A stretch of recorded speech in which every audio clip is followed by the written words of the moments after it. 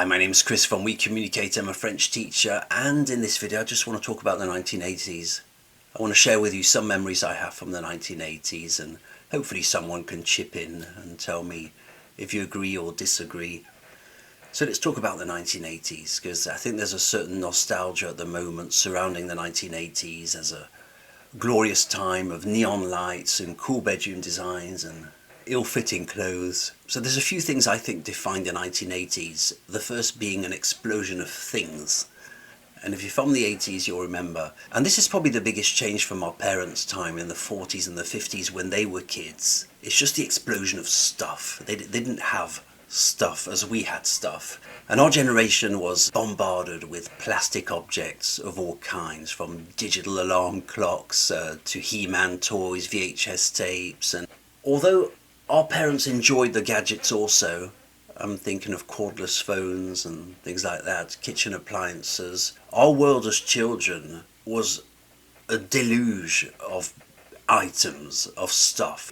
I'm talking about BMX bikes, sweatshirts with logos, sports shoes, tracksuits, fluorescent armbands, roller skates.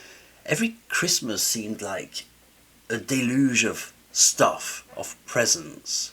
Because back then the commercials, of course, still strategically ran just before Christmas, and we used to write down our lists on pieces of paper. I want this, that and that. We had a list that was 40 items long. You were actually looking forward to the commercials between the cartoons. Oh, stuff. Let's watch the commercials for the toys, and it was all part of the fun building up to Christmas. So we'd all make up our unrealistically long list of stuff that we handed to our parents. I want this, that and that, and don't forget these 10 items. Whatever you do, don't forget these 10 items, and then you can choose between the 30 remaining items, and that's the way it was. And I don't think I'm making this up, because my father used to remind us how spoilt we were, and I'll be speaking about that in a second. And he used to tell me that when he was a kid, when in the 40s, when he was a kid, our age, there wasn't a lot of stuff that you could do. There wasn't a lot of activities, and there weren't many hobbies at all. You could either get into photography if you saved up for a camera. If you had a pair of binoculars, you'd probably get into bird watching or walking in the forest, or tennis if you were lucky. There weren't all these pre-made, pre-packaged things, toys that you could buy. It just didn't exist. They didn't cater towards the generation of children as consumers. I think as 80s kids we were also caught between the old generation and the coming digital era. And it was a very interesting period to be alive and to witness. And I think probably as 80s kids it gave us this toughness that may be less present in the kids today, for better or for worse. We still did all the old school stuff, like getting dirty, playing outside, fighting, using our imagination, reading books, hanging out with our neighbours, using our memory, getting shaken by the collar by teachers, doing lines as punishment, and respecting family traditions. Also, our parents used to tell us, we're going out, be on your best behaviour, you're representing the family. But at the same time, we embraced all the modern things from the coming generation. We had the first primitive computers, we had the Donkey Kong games, the explosion of digital games that had never existed before. The arcade games, of course, fluorescent fashion, Walkmans, as I still call them, I actually still call them Walkman. Never quite adopted the, what's it called, the iPod thing, whatever they call it. I still call it a Walkman. And of course the pop music, beautiful pop music, all the synth pop, high quality stuff, loved it. Were we spoilt? I think to our parents we might have been. As children of the post-war austerity, I think they must have been quite baffled by it all. I think they saw their kids surrounded by toys and gadgets that they could have only dreamed of. They didn't even dream of it. It hadn't even been conceptualized. And I think their instincts told them that it was too much for these kids. They're getting too much. But they still bought the stuff for us. I suppose there was no resisting it. But spoilt was certainly a word that came back often, because they understood how much we valued our stuff. A punishment meant taking away the toys and taking away your bike, your BMX, your Donkey Kong, your whatever. And speaking of punishment, it's quite funny, because a punishment to us in the 80s meant staying inside. You're not going out to play with your friends. Imagine telling this to a kid today. punishing a kid. Well, you're not going out. Kid might say, yeah, what? What do you mean not going out? There's nothing outside anyway. Why would I want to go out? So I suppose now parents can reverse the punishment and say, if you misbehave, I'm sending you outside to play or something. Because I think a lot of kids stay inside most of the time, but to us it was a punishment. Not being able to go and play outside with your friends was a real punishment. One of the worst, actually. When my mum speaks of her childhood in the 40s and the 50s in England, well, I think most of her joy came from being outside, swimming in the streams or paddling in the streams, going on adventures, running through the fields, I don't know, poking cows and, and running away, whatever they got up to. But it certainly wasn't playing with stuff. And she had a dollhouse, of course, that she kept for years and years. She kept her dollhouse for 50 years until she sold it. But that was the big present. You didn't have tons of presents. You had that one big present that you played with. Also a very, very big divide was the separation between the children's world and the adults' world that I think really eroded in the 2000s. You weren't your parents' friends. These were two separate universes. You had your clothes, your toys, and they had their clothes and their toys, their grown-up toys. And we didn't share toys, we didn't look alike. There was a clear divide between the adult world and the children's world. So the adults, they had their clothes, their activities, and their space. And the kids played, and the grown-ups went running, or they went to the gym, or they played tennis occasionally, because the whole concept of sport, of course, was very, very different. If you did an hour of exercise every week, that was good. You were a fit person as an adult in the 80s. So you certainly didn't have dads playing video games in their hoodies next to their sons. There wasn't this proximity. An adult belonged to the adult world. They were not an older kid with a baseball cap and a sweatshirt and a t-shirt. Different dress codes according to different generations. Also, manners still mattered quite a lot. Showing good manners. You spoke respectfully to adults, you raised your hand in class, and you stood up when the teacher walked in the classroom. And families took pride in polite children because it reflected on them, and discipline was certainly stricter. And the idea of violence towards teacher was unthinkable. Unthinkable. Why would anyone ever cross that boundary, showing violence towards a teacher? Unless you were a hopeless case, you were labelled a social case. I can't emphasise this enough, it was non-existent.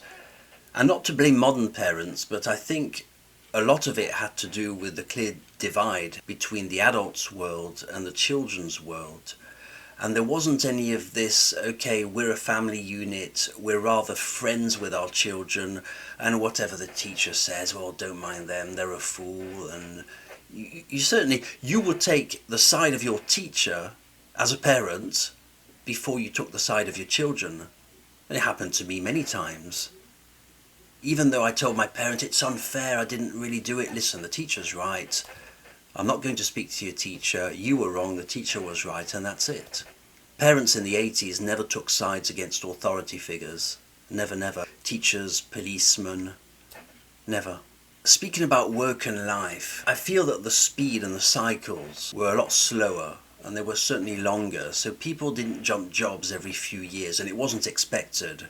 And it was actually a positive to stay in one job for 10, 15, 20 years. It reflected really well on your resume/CV. And if someone changed companies, it was an event. Seriously, it was an event. You didn't jump from one job to the next. You had one job and you stayed there for 15, 20, even 30 years. It wasn't unheard of. And it was an event. And if your friend's father or mum had changed jobs in the street, you knew about it. They had a new job. It was a thing you spoke about. And also families stayed in the same house for decades. So the cycles of life were a lot slower. They didn't relocate often. They didn't change countries, certainly not. Perish the thought. Living in a different country? Of course not. Globalization wasn't a thing, of course. Other nationalities still held a mystery. Whatever was in the next country in Europe, I'm speaking about Europe, was a mystery. The French were not the Germans were not the Italians, and it was a little mosaic of mystery in Europe. And of course our view of the world was a lot more limited because this was before the internet. So you didn't have to worry about what people did that didn't happen either in your school, in your street, or in your family. That was your view onto the world, what was happening in front of you. You didn't worry what influencers were doing, people you'd never meet. It just wasn't a thing you spoke about.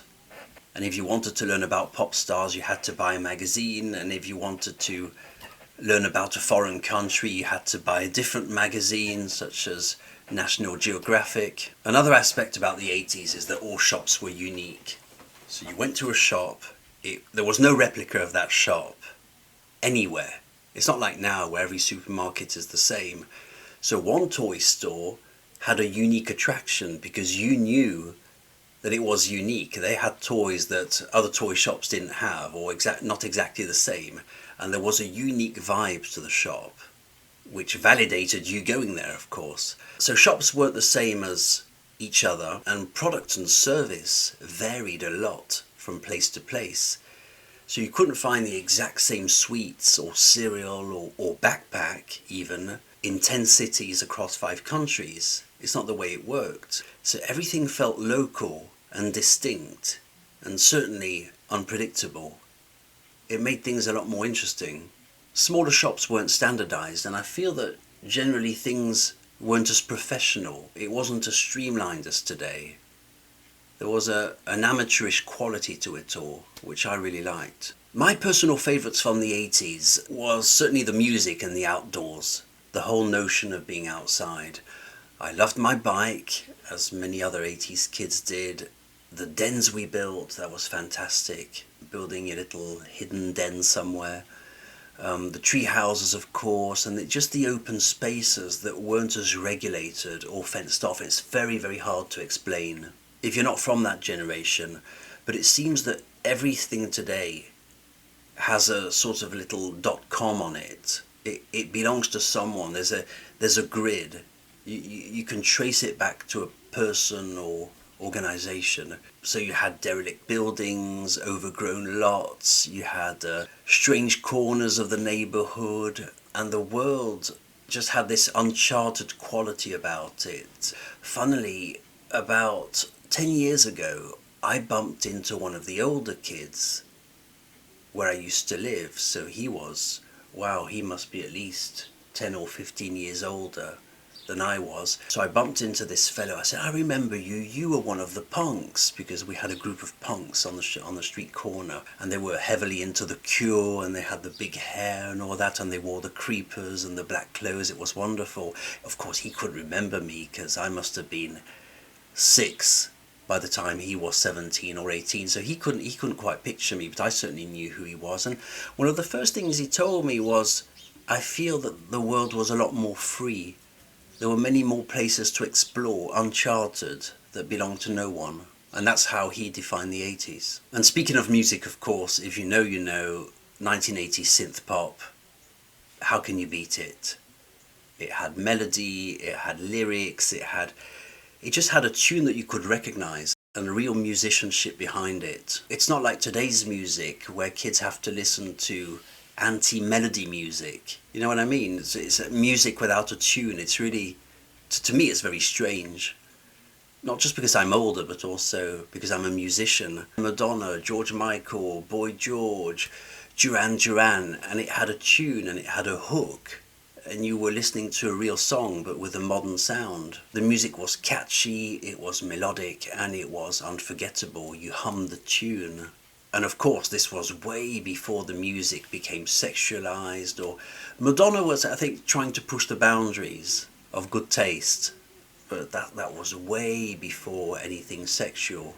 Life was also a lot more structured in the 80s, because without the internet, life just followed clearer phases. You knew what phase you were in. So there was school, then there was university, then work, and you could even skip university altogether. And there was no like starting a side hustle at 14 years old and doing a little sticker company or a little t-shirt company. You couldn't Google to fact check what your teacher was saying, and we trusted the adults a lot more, and they also seemed to take that trust a lot more seriously. You couldn't do things in parallel. You had to wait until the end of one phase of life before going into your next phase of life. See, but now you have the choice to do a lot more things in parallel. And needless to say, people didn't spend evenings polishing their online personas. Selfies were not a thing. You came home and the job was done. There was a clear boundary also with your job, so there was no LinkedIn bragging, today I spent the best day ever doing this and that with my colleagues. There was no emails at midnight, or I never heard my parents speak about their job, not once. Never. You did your 9 to 5, you came home, and then your family life started. There was no going onto the computer thinking about work. It didn't exist. Were the 1980s perfect? Well, of course not. There were many flaws, of which the fact that anyone who was different in any way suffered. There was a very strong norm that you had to abide by, whether it was for your clothes, your orientation, or your background. I think tolerance wasn't yet a cultural norm. If you were different, that's it, you were different. You were labelled as, I don't know, strange. You didn't fit that mould. But of course, as a kid, I wasn't aware of this at all. Just played on my bike, hung out with my friends, watched the cartoons, and enjoyed all the freedom in the world. And this just about concludes my little walk down memory lane as far as the 1980s are concerned. Please tell me if you agree, if you disagree, if I've missed things, if I've forgotten anything. I look forward to your views. My name's Chris from OuiCommunicate. See you soon.